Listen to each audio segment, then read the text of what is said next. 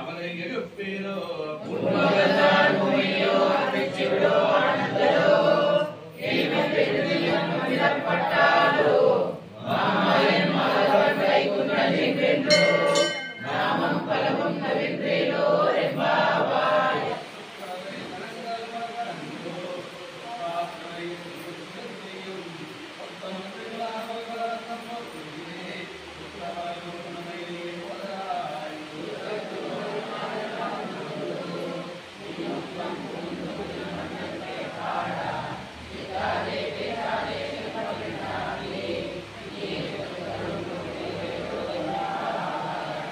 இளங்கிலேயே என்ன உறங்குதையோ இல்லென்றாய் ஏன் மின் அங்கே வேறு போதருகின்றேன் வல்லையன் கட்டுரைகள் வண்டே ஒன்றுவாயிருக்கும் வல்லீர்கள் நீங்களே நானேதான் ஆயிடுகா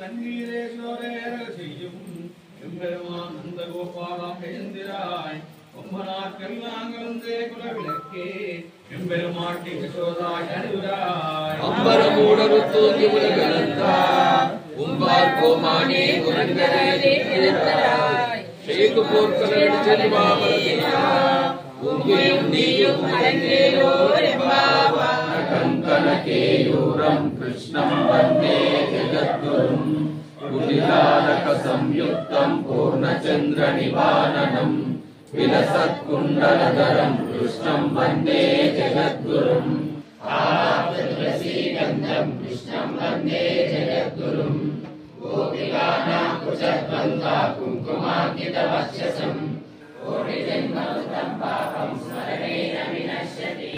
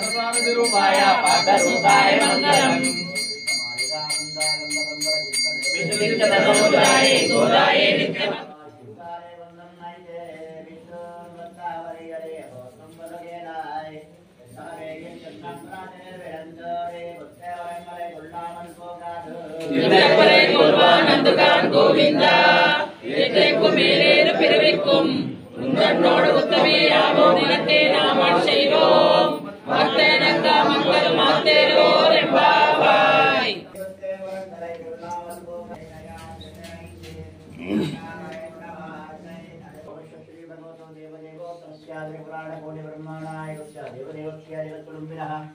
जगत रक्षणावतीतस्यानि अवेर्भुंगा पद्मावती गोदा देवश्वेता श्री श्रीनिवास स्वामिनः नित्याराधन समाप्ति समये प्राप्ते शतमाय कर्मणि आप्यायुद्धावग्नेया देवभावमोदे देवे सुदेव जापि अवरिवाय समावस्तेना श्री जगदानंदोत्रनेति परिकोत्सव अस्मिन् भीवार पुराण पारि ऐकोम स्वस्ति सामवेदप्रिया सामवेदमुदारूपा सामवेदमहिकोम अग्नाया हि विदये ऋणावेदादे नियोगादतिवरि ऐकोम स्वस्ति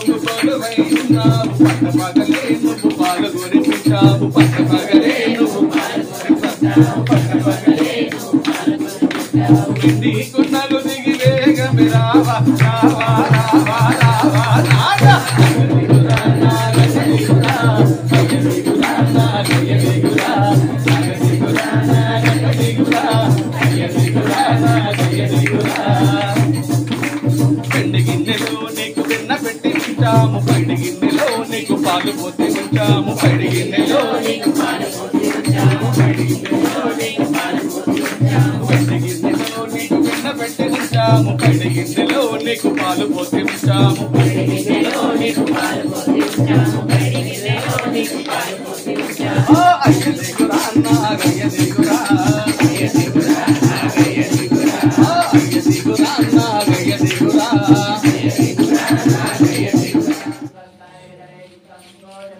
बालाद्यं स्वं श्रुति शतशिरसिद्धपद्यापयन्ति गोदातस्यै नम इदमिदं भूय एवास्तु भूयः नन्दनन्दन सुन्दर्ये गोदाये नित्यमङ्गलम् पाण्डे विश्वम्भरां गोदां वन्दे श्रीरङ्गनायकी पाण्डे विश्वम्भरां गोदां वन्दे श्रीरङ्गनायकी बालुडवु गोवर्धन गिरिदारुडवु गोपाला बालुडवु गोवर्धन गिरिदारुडवु राला मानस चोरुडवु चल्लानी कृष्ण मणिवन्ना मार्गले நீராடுவான் மேலையார் செய்வனகள் வேண்டுவன சேட்டியேல் ஞாலத்தை எல்லாம் நடுங்க முரல்வன பாலன்னா வண்ணத்து உன் பாஞ்சசென்னியமே போல்வன சங்கங்கள் ஓயப்பாடுடை எனவே சால பெரும்பறையே பல்லாண்டே சைப்பாரே கோல விளக்கே கொடியே தானமே ஆலிநிலையாய் அருளேலோ எம்பாவாய் மாலே மணிவண்ணா மார்கழி நீராடுவார் மேலையார் செய்வனகள் வேண்டுவன வேட்டியேல் ஞாலத்தை எல்லாம் நடுங்க முரல்வன ஆலன்னா வண்ணத்து உன் பாஞ்சசன்னியமே போல்வன சங்கங்கள் ஓயப்பாடுடை எனவே சால பெரும்பறையே பல்லாண்டே சைப்பாரே கோல விளக்கே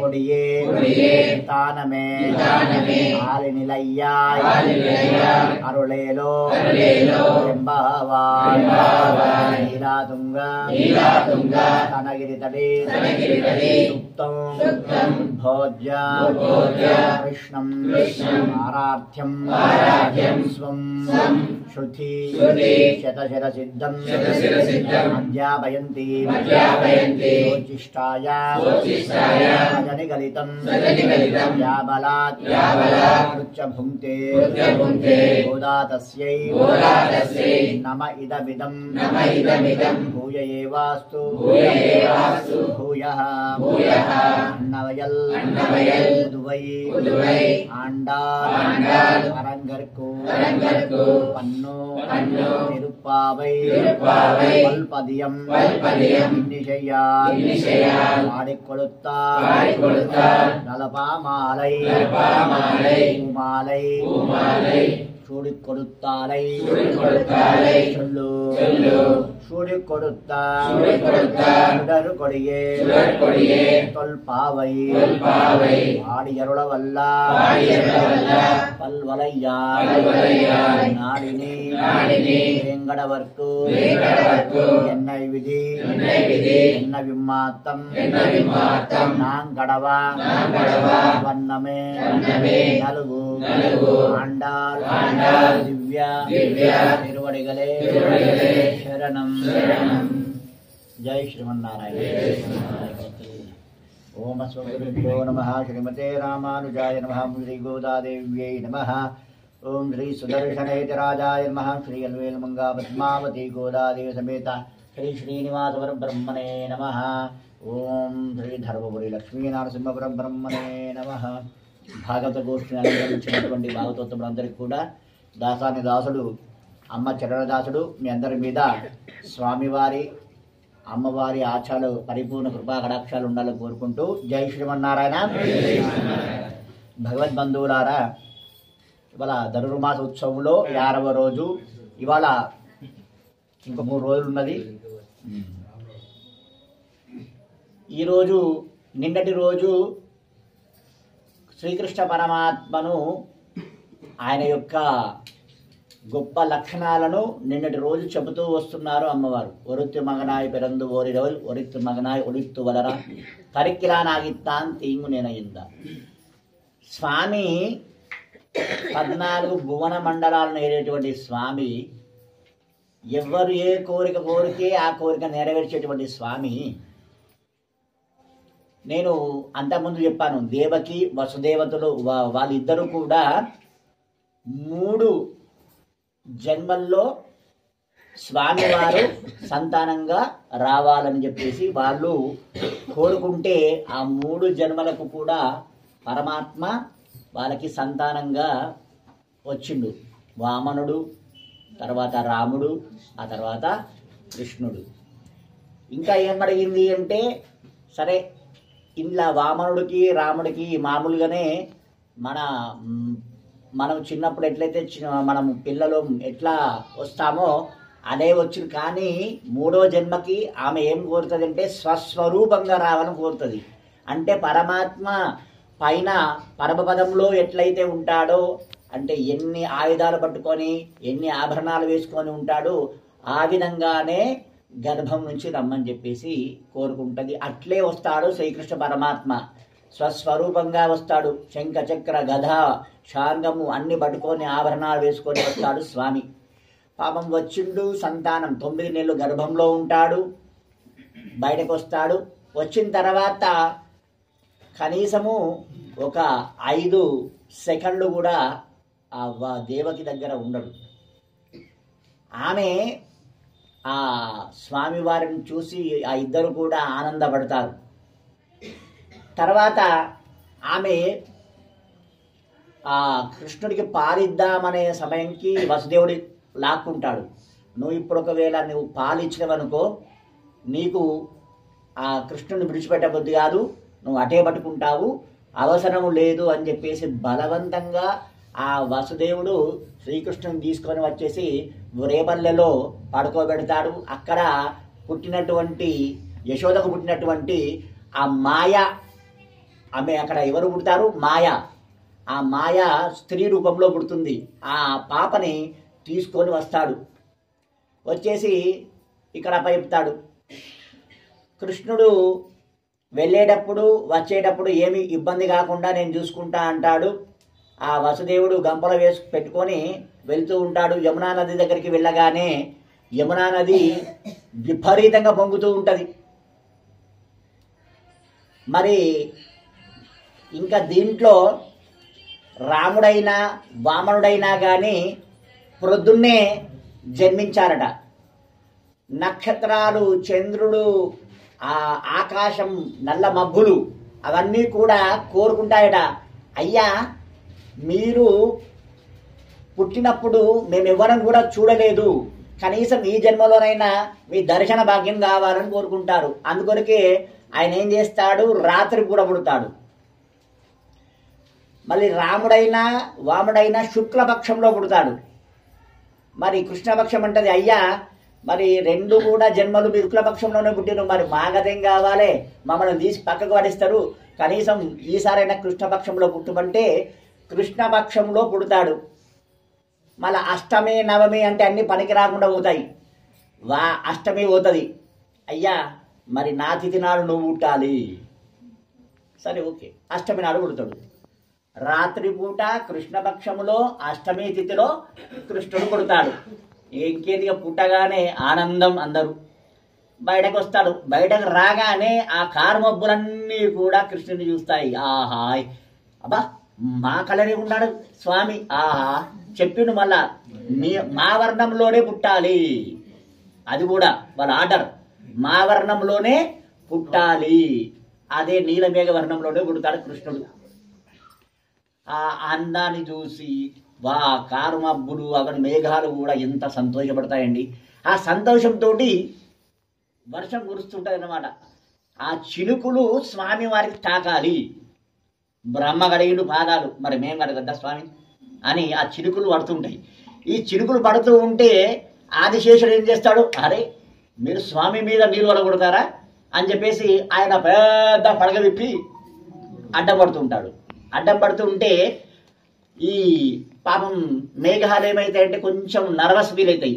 అరే మేము వర్షం స్వామి మీద పడుతూ ఉంటే ఆనందం చూద్దాం అనుకుంటే ఈ మధ్యలో వీడు ఒకడు శేషుడు వచ్చిండు అని చెప్పేసి బాధపడుతూ ఉంటే అప్పుడు కృష్ణుడు చెప్తాడు, అరే శేష నువ్వు పక్కకు జరుగురా, వాళ్ళకి ఇచ్చినటువంటి కోరిక వరము పక్కకు జరుగురా అంటే అప్పుడు శేషుడు పక్కకు జరుగుతాడు. అప్పుడు ఆనందంగా వర్షం పడుతూ ఉంటాయి. ఆ కాళ్ళ స్వామివారి పాదాల మీద అంతా శరీరం మీద మొత్తం వర్షం పడుతూ ఉంటే ఎంత ఆనందపడతాయి అవి. ఆ చుక్కలు కూడా చూసుకుంటూ ఆనందపడతాయట, చంద్రుడు కూడా ఆనందపడతాడట ఆ స్వామిని చూసుకుంటూ. ఇలా వెళ్తూ ఉంటే యమునా నది వస్తుంది, విపరీతంగా పొంగుతూ ఉంటుంది. విపరీతంగా పొంగుతూ ఉంటే మరి ఎట్లా పోవాలి? వెంటనే యమునా ఏం చేస్తుంది, దారి ఇచ్చేస్తుంది, వెళ్ళిపోతుంది. అందుకొరకే ఈ నదులలో చాలా విశేషమైనటువంటి నది ఎవరు అంటే యమునా అనే చెప్తారట. మరి గంగా నది ఏం చేసింది? గంగా నది కూడా మంచిదే కదా. ఏం చేస్తుంది, రాముడు అవతారంలో సీత అమ్మవారిని ఎత్తుకొని పోతూ ఉంటే పాపం రాముడు చెట్టును పుట్టను అన్నింటిని కూడా అడుక్కుంటూ వెళ్తాడు. గోదావరిని కూడా అమ్ముతాడు. అది ఏం చేస్తుంది గోదావరి, రావణుడికి భయపడి చెప్పదు అడ్రస్. అందుకొరకు గోదావరి పనికిరాదు. స్వామివారు ఎంత అడిగినా కానీ సీత జాడ చెప్పలేదు. కానీ యమునమ్మ దారి ఇవ్వనగానే చక్కగా దారిస్తుంది. మళ్ళీ స్వామివారు వెళ్ళగానే వాళ్ళ యథాస్థానానికి వస్తుంది. కనుక యమున గొప్పది అని ఆ విధంగా చెబుతూ వచ్చినారు. సరే పాపం ఆయన పుట్టిండు, 5 నిమిషాలు కూడా తల్లి దగ్గర లేడు. మన వేరే తల్లి దగ్గరికి పోయిండు. ఆయనకి ఏం అవసరమమ్మా, ప్రపంచాన్ని మొత్తం భూమండలాన్ని ఏలేటువంటి స్వామి ఒక తల్లి దగ్గర పుట్టి వేరే తల్లి దగ్గర పెరిగాడు. అంత అద్భుతమైనటువంటి లక్షణాలు కలవాడు పరమాత్మ. ఎవరు ఏం కోరితే ఆ కోరికను వెంటనే నెరవేరుస్తున్నారు. అట్లాంటి స్వామి ఆ లక్షణాలు చెప్పుకుంటూ నిన్న అమ్మవారు ఆ కృష్ణుణ్ణి ప్రార్థన చేస్తూ ఉంటారు. అయ్యా కాత్యాయన వ్రతం చేయడానికి వచ్చాము, మాకు మీరు దగ్గర ఉండి కాత్యాయన వ్రతం చేయించాలి, మాకు ఈ సామాగ్రి కావాలి, పూజ సామాగ్రి ఉంటుంది కదా, ఏమేం చేయాలి ఏం కదా అన్నది. అది ఇవాళ చెబుతున్నారు గోపికలు. మాలే మణివన్న మార్గలు నీరాడువాన్. ఓ నీలమేఘ శ్యామ అంటే నీలమేఘ వర్ణంలో ఉన్నటువంటి మణితో ఉన్నటువంటి ఆ రూపం ఉన్నటువంటి ఏది కలర్ ఉన్నటువంటి ఓ స్వామి అని ఇక్కడ మాలే మణివన్న అని ఆ స్వామి వారిని పొగుడుతూ వచ్చారు. మణి అంటే దాని విలువ లెక్క లేకుండా ఉంటుంది, మనం చెప్పలేం. అది తెలిసిన వాడికి దాని విలువ తెలుసు, తెలియని వాడికి అది బట్టి రాయి అనుకుంటాడు. ఆ మనీ అనేటువంటిది ఎవరి దగ్గర అయితే ఉంటుందో వాళ్ళకి చీకు చింతలు ఉండయట. ఇప్పుడు ధనవంతుల దగ్గర మనీ ఉంటే దాని యొక్క విలువ తెలుస్తుంది కనుక వాడు ఏం చేస్తాడు, దాన్ని ఏదో విధంగా వాడుకుంటాడు. కానీ పేదవాడికి మనీ విలువ తెలియదు కదా, తెలియకపోతే అదేం చేస్తాడు, వాటి రాయని చెప్పేసి పాడేస్తాడు. అంటే ధనవంతులు అంటే ఇక్కడ ఎవరు, ఆ భగవంతుని యొక్క తత్వాన్ని తెలుసుకున్నవాడు, భగవంతుడు అంటే ఏమిటి అని తెలుసుకున్నవాడు ధనవంతుడు. అటువంటి వాడికి ఆ మనవి భగవంతుని మనవి యొక్క విలువ తెలుస్తుంది కనుక వాడు దాన్ని ఎట్లా ఉపయోగించుకోనో అట్లా ఉపయోగించుకుంటాడు. పేదవాడు నాస్తికుడు ఉంటాడు కదా, వాడికి ఆ మనీ విలువ తెలియదు కనుక దాన్ని పక్కకు పడేస్తాడు. అట్లా ఆ మనీ అంటే మనీ ఎవరి దగ్గర ఉన్నా కానీ ఆనందమే, వాడికి ఏం ఇబ్బందులు ఉండయి. అట్లే భగవంతుడు అనేటువంటి మనీ ఎవరి దగ్గర అయితే ఉంటాడో వాడికి ఎప్పుడు కూడా చీకు చింతలు ఉండయి. కనుక భగవంతుని పట్టుకోరా బాబు అని చెబుతూ ఉన్నారు. ఇట్లా చెబుతూ ఉన్నారు కానీ వారు రోజు చూపిస్తున్నాడు కానీ మనము దీంట్లో పట్టుకుచ్చుకున్న వారు కూడా మనకు చాలా తక్కువనే. అరే నా పాదాలు పట్టుకోనరా, నా పాదాలు పట్టుకోనరా అని చెబుతూనే ఉన్నాడు పాపం. ఆయన ఎక్కడ 7 కొండల మీద నిలబడి కూడా చెప్తున్నాడు కానీ పట్టుకుంటలేడు ఎవరు కూడా. ఒకసారి స్వామి పాదాలు పట్టుకుంటే ఆ స్వామి విడిచిపెట్టాడట, ఆయన పట్టుకోవడమే ఆలస్యమట. అన్నమయ్య అంత మంచి కీర్తనలు రాస్తే ఆయన వివాహము దగ్గరుండి జరిపిస్తాడు, ఆయన యొక్క పల్లకి మోస్తాడు. ఎంత అద్భుతం అండి. ముడితేనే కందిపోయేటువంటి శరీరం ఉన్నటువంటి స్వామి పల్లకి మోస్తుంటే అమ్మవార్లు ఆశ్చర్యపోతారు, కళ్ళలోంచి ఆనంద బాష్పాలు వస్తుంటాయి. ఏమిటి స్వామి మీరేమిటి పల్లకి మోస్తున్నాడు, వాడు నా కీర్తనలు రాస్తున్నాడు నా మీద, ఆ ఆనందంతో నిన్ను పల్లకి మోస్తున్నా అంటాడు. అంత అద్భుతమైనటువంటి స్వామి మన పరమాత్మ. ఆ పరమాత్మను పట్టుకుంటే మనకు ఎటువంటి ఇబ్బందులు ఉండయి. కానీ అది పట్టుకోవడమే కష్టం. మాయా అనేటువంటి ఒక పరద ఉంటుంది. ఆ మాయా పరద ఎప్పుడైతే తొలగిపోతుందో అప్పుడే భగవంతుని యొక్క దర్శనం అవుతుంది. దాని కొరకు మనం కష్టపడాలి. దాని కొరకు కష్టపడుతూ ఉంటేనే, కష్టపడుతూ ఉంటే ఎన్నో రకాలుగా పరీక్షలు చేస్తాడు స్వామి. మరి వీడు నెగ్గుతాడా నెగ్గడా? నేను ఒక కథ చెప్పాను కదా, పైన అంతస్తులో ధనవంతుడు ఉంటాడు, కింద అన్ని రకాల వెండి బంగారము సత్తు ఇనుము ఎవడు పట్టుకొని పోతే వాడికి అక్కడికే ఉంటాడు. ఎక్కడికైతే చివరికి పోయి పరమాత్మను పట్టుకుంటాడో వాడికి అప్పుడు ఎటువంటి ఇబ్బందులు ఉన్నాయట. కనుక ఆ పరమాత్మను పట్టుకోవడానికి ప్రయత్నం చేయాలి. మనం ఏం చేయాలి? పరమాత్మను పట్టుకోవడానికి ప్రయత్నం చేయాలి. అప్పుడే మన జీవితం ధన్యమవుతుంది. లేకపోతే మళ్ళా మనకు జన్మ వస్తుంది, మనము ఏ పేడలనో దేంట్లోనో పుడతాం. ఆ పుట్టిన తర్వాత మన పూర్వజ్ఞానం తెలిసిందనుకో ఎట్లా ఉంటుంది? ఇక్కడ మాలే అని అమ్మవారు పొగుడుతూ వచ్చింది. మాలే అంటే ఆశ్రిత వ్యామోహం కలవాడు. ఆశ్రిత అంటే ఎవరైనా వచ్చి అడగడగానే కాదనకుండా ఆయన కోరిక నెరవేర్చేవాడు పరమాత్మ. ఆశ్రిత వ్యామం అంటే ఆశ్రిత పక్ష గోవింద అని మనం చదువుతుంటాం. అంటే భగవంతుడు ఎవ్వరు ఏమడుగుతారా అని చెప్పేసి నిలబడి ఉన్నాడట. కూర్చొని ఉంటే లేవడానికి కష్టమవుతుంది, పడుకొని ఉంటే మళ్ళా లేవడానికి ఇంకా కష్టమవుతుంది. నిలబడి ఉన్నాడు ఇక్కడ 7 కొండల మీద. ఎవడు పిలుస్తాడో పాపం, ఎవడికి ఏం ఆపద వస్తుందో అని చెప్పేసి చూస్తూ ఉంటాడట. పిలువగానే ఉరికొస్తాడట. అంత అద్భుతమైనటువంటి స్వామి మనకు చూయిస్తున్నాడు. అరే నేను మీ కొరకు నిలబడి ఉన్నాను. మరి కళ్ళు మూసుకుంటాడా పాపం ఆయన? ఎన్ని వేల సంవత్సరాలైందో ఏమో ఆయన కళ్ళు తెరిచే ఉన్నాడు. మనకు 4 రోజులు నిద్ర లేకపోతే, 2 రోజులు నిద్ర లేకపోతే మనం పేషెంట్ అయిపోతాం. అట్లానే పరమాత్మ కొన్ని వేల ఏండ్లాయే నిద్ర లేక అక్కడే చూస్తూ ఉంటాడు. పడుకుంటే పాపం మరి తెలివి కాకపోతే ఇబ్బంది అవుతుందని చూస్తూనే ఉన్నాడు పరమాత్మ. అంత గొప్ప స్వభావం గలవాడు మన పరమాత్మ. కనుక మనం భగవంతుడి గురించి మనము కాదు, మన పిల్లలకు మనం అందరికీ కూడా చెబుతూ పోవాలి. అప్పుడే దానిలో ఉన్నటువంటి మాధుర్యము తెలుస్తుంది. ఇది ఎట్లా భగవంతుని తత్వం ఎట్లాంటిది? డ్రగ్స్ లాగా. వాడు డ్రగ్స్కి అలవాటు అయిపోయింది అనుకోండి, ఇక వాడు అది లేని బతకడు. అట్లే భగవంతుని తత్వం అనేటువంటి ఒక డ్రగ్స్ ఎవరికైతే అలవాటు అవుతుందో వాడిగా అందులోనే లీనమైపోతాడు. వాడికి వేరే ప్రపంచమే తెలియదు. మనము కూడా అటువంటి దానికే మనము మోటివేషన్ చేయాలి. అంటే ఆ దిశలనే పంపించాలి పిల్లలను కూడా, ఎవరిని అయినా సరే అదే పంపిస్తూ పోతూ ఉంటే వాడి యొక్క జీవితం మొత్తం కూడా అద్భుతమైనటువంటి స్థానంలో ఉంటుంది. ఇది మీరు ప్రయోగం చేసి చూసుకోండి, 100% సక్సెస్ అవుతుంది. భగవంతునికి ఎప్పుడైతే దగ్గర కావడానికి ప్రయత్నం చేస్తారో ఆ భగవంతుడు, మనం ఒక మెట్టు ఎక్కితే వాడు 100 మెట్లు దిగుతాడు మన కొరకు. మనం ఒకటే మెట్టు ఎక్కితే చాలు 100 మెట్లు దిగుతాడు వాడు.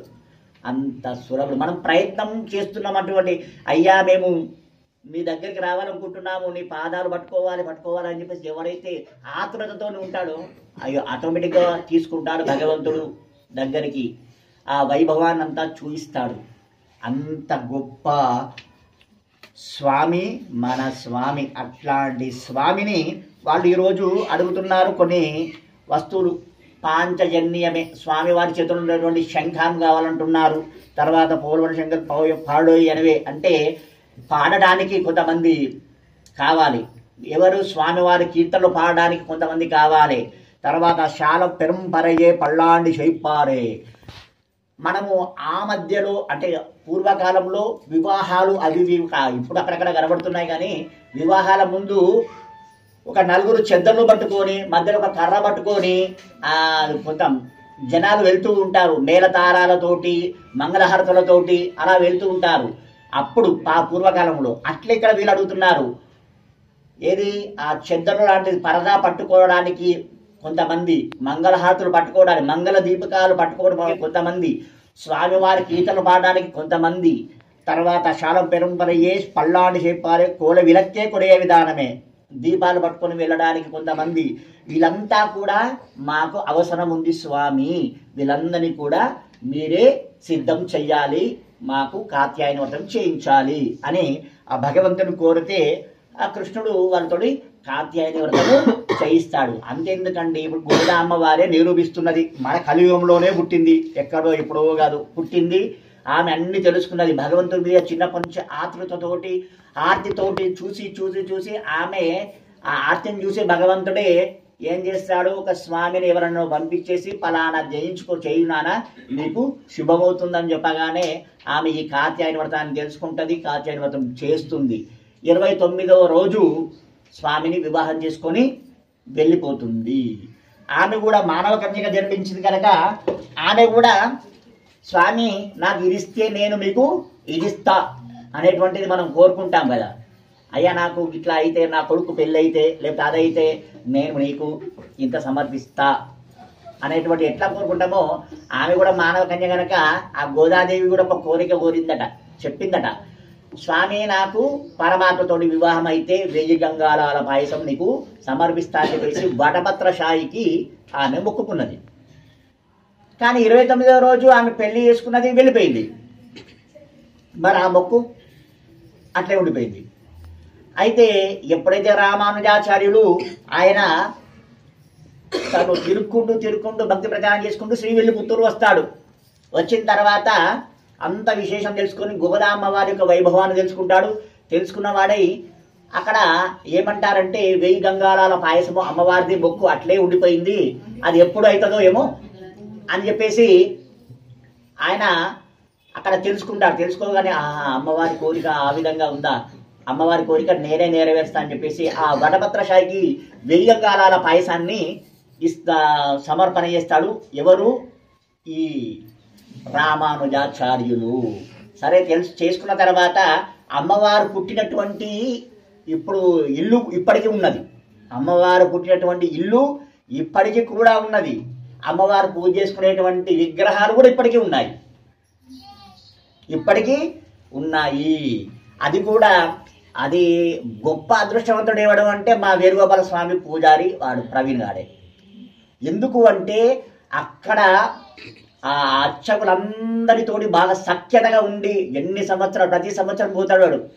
సఖ్యతగా ఉండి ఎక్కడైతే గోదా అమ్మవారు ఎవరిని కూడా ఆలోచించారు, గోదా అమ్మవారి ఇల్లు ఎక్కడైతే ఉందో ఆ ఇంట్లోకి అర్చకుడు తీసుకొని వెళ్ళాడు. వాళ్ళను తీసుకొని వెళ్ళి అంతా చూపించాడు. ఆ అమ్మవారు చేసేటువంటి పూజ చేసినటువంటి విగ్రహాలు కూడా అక్కడ చూపించాడు.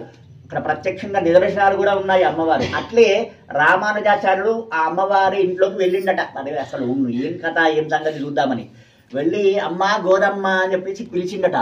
ఆయన పిలుచుడే ఆలస్యమట. చిన్న పిల్లలాగా లంగా జాకెట్ మంచి ఆభరణాలు వేసుకొని టకటకటక ఉరికి వచ్చేసి ఆ రామానుజాచార్యులను అన్నయ్య అనుకుంటూ గట్టిగా కౌలించుకున్నదట. ఎందుకు అన్నయ్య అన్నది? ఆయన ఆమె కోరికను ఆమె పెట్టినటువంటి మొక్కును ఈ రామానుజాచార్యుడు తీర్చిండు. ఇప్పుడు సోదరుల యొక్క కోరికలు సోదరులు మాత్రమే తీరుస్తారట. అంటే ఆడపిల్ల ఉంటే వాళ్ళకు మగపిల్లలు ఉన్నారు అంటే కొంచెం ధైర్యం ఉంటుంది. మా అన్న ఉన్నాడు అని. ఎప్పటికైనా తల్లిదండ్రులు లేకపోయినా అన్న ఉన్నాడు అనే ఒక ధైర్యము ఉంటుంది. అట్లా ఈ కోరికను ఆయన తీర్చాడు గనక ఆయనను అన్నయ్య అని గట్టిగా కౌలించుకున్నది గోదామ్మవారు. అందుకొరికే ఈ అష్టోత్తర శతనామాల్లో యతిరాజ సహోదరి అయి నమః అనేటువంటిది వస్తుంది. అంత అద్భుతం. అందుకొరికే ప్రతి సంవత్సరము ఈ ధనుర్మాసంలో రేపటి రోజు కూడారై ఉత్సవము, అదేందుకు పాశురం ఉంటుంది. కూడారై వెల్లుం శీరు గోవింద అనేటువంటి పాశురం ఉంటుంది. అదే రోజు కూడారై ఉత్సవము మనము జరుపుతూ వస్తున్నాము. మన శక్తి ప్రకారము మనము ఈ కార్యక్రమాన్ని జరుపుతూ వస్తున్నాము. ప్రతి సంవత్సరం కూడా అందరు భక్తులు కూడారై ఉత్సవంలో పాల్గొంటున్నారు. ఒక 5-6 ఏళ్ల నుంచి విశేషమైనటువంటి దాతలు దొరుకుతున్నారు. ఈ సంవత్సరం కూడా మన కోరుట్లకు కొత్తగా వచ్చినటువంటి ఏఈ గారు వారు దంపతులు వారు దీక్షలో ఉన్నారు. ఇద్దరు కూడా వారిని అడిగితే వారు వెంటనే ఈ రేపటి కార్యక్రమానికి వారు కైంకర్యం చేస్తున్నారు. సల్వాజీ శ్యామ్ స్వప్న దంపతులు వాళ్ళిద్దరు కూడా రేపటి కార్యక్రమానికి వాళ్ళు కైంకర్యం చేస్తున్నారు. వారి కుటుంబ సభ్యులకు గోదా వెంకటరమణుడు ఆయురారోగ్య అష్టశాలు ప్రసాదించాలని కోరుకుంటున్నాం. ఇక్కడ భారతదేశంలో ఒక దగ్గరనే కలి ప్రభావము చాలా తక్కువ ఉంది. జస్ట్ 1% మాత్రమే ఉంది. 1%కే ఇంత చండాలంగా అయింది. అదే ఇక 100% అంటే ఏముండదు. ఎందుకు ఇక్కడ భారతదేశంలో కలి ప్రభావం తక్కువ ఉంది అంటే భారతదేశంలో ఇప్పటికీ భగవంతుని నామ సంకీర్తన నడుస్తుంది కనుక కలి భయపడుతున్నాడు. పూజలు పునస్కారాలు విపరీతంగా జరుగుతాయి కనుక కలి భయపడుతున్నాడు. వాడు ఎన్ని విశ్వ ప్రయత్నం చేస్తున్నాడు. కానీ పోను ఏమవుతుంది అంటే మనము అంతా కూడా ఈ కలి ప్రభావంతో భగవంతుని ఎత్తి దూరం అవుతున్నాము. ఫారిన్ కంట్రీలో భగవంతుడికి దగ్గరవుతున్నారు. వాళ్ళంతా కూడా ఇతర దేశాల వాళ్ళు అద్భుతంగా భగవంతుడి నామాలు జరుపుకుంటూ వాళ్ళు మనం వేసుకునే డ్రెస్సులు వాళ్ళు వేసుకుంటున్నారు, వాళ్ళు వేసుకునేటువంటి డ్రెస్సులు మనం వేసుకుంటున్నాము. అట్లా ఇప్పుడు అయోధ్య 22వ తారీఖు నాడు ఒక కార్యక్రమం ఉంది కదా, దానికి మొదలుగా దాదాపు 40 రోజులట ఒక 100 మంది ముస్లిం మహిళలు ఒక దగ్గర కూర్చొని రామనామ సంకీర్తన నడుస్తున్నది 24 గంటలు కూడా. 100 మంది ముస్లింలు. చెప్పండిగా, అంటే రాముని యొక్క వైభవం ఎట్లా ఉంటది? రామ అంటే చాలు, అసలు ఆ దానిలో ఉన్నటువంటి మాధుర్యం ఎక్కడ కూడా ఉండదు. అందుకొరకే రామ రామ రామ రామ రామ అనే నామం ఎవరైతే ఉచ్చరిస్తాడో వాడు అద్భుతమైనటువంటి స్థానంలో ఉంటాడు. అంతెందుకు ఇప్పుడు ప్రస్తుతం ఉన్నటువంటి ఇప్పుడు కూడా ఒక మహానుభావుడు ఉన్నాడు. ఆయన సుప్రీంకోర్టు జడ్జ్ మారుతి శర్మ. ఆయన కూడా 24 గంటలు రామనామం చేస్తాడు. మాట్లాడుతుంటాం కదా మనము, దానికి జవాబు ఇచ్చేసి మళ్ళా రామనామం చేస్తాడు. అంటే అంత పవర్ ఉంటుంది రామనామంలో. ఎవరైతే రామనామం జపిస్తారో వాళ్ళ ఇంట్లో ఎటువంటి చికాకులు ఉండయి. పిల్లలకు కూడా రామనామం జపుతూ ఉంటే వాడు భవిష్యత్తు అద్భుతమైన స్థానంలో ఉంటాడు వాడు. ఇది 100కి 1000% నిజము. రామనామము సత్యము, రామనామము నిత్యం ఎవరైతే చేస్తే వాళ్ళకున్నటువంటి చీకులు చికాకులు ఇవన్నీ కూడా ఈ పంచాంగం పట్టుకొని అయ్యా మాకేమున్నది మా గ్రాచారం నీ ఎందుకు గ్రాచారాలు పట్టుకొని ఏడుస్తాడు. రాముని పట్టుకొని ఏడవండి, అన్ని గ్రాచారాలన్నీ విక్తాయి. ఆయన పడ్డాడు కదా కష్టాలు, పడ్డడా లేదా? మనిషిగా ఎత్తి మనిషిగా ఎట్లా ఎన్ని కష్టాలు పడ్డా కానీ ఆయన ధర్మం ఏమైనా తప్పిండా, ఏమైనా అబద్ధం ఆడిండా, ఏమైనా వేసిండా? ఏం చేయలేదు. అది మనకు నిరూపించిండు. ఇవాళ వీళ్ళందరూ కూడా జన్మనెత్తడానికి కారణం ఏమిటి అంటే, అరే ఇట్లా ఓడిరా బాబు, భగవంతుడు కనబడతాడు, భగవంతుడి దర్శనం అవుతుందని చెప్పాడు. అది మనం తెలుసుకోవాలి. కరం విష్ణు ప్రవర్తత. జై శ్రీమన్నారాయణ.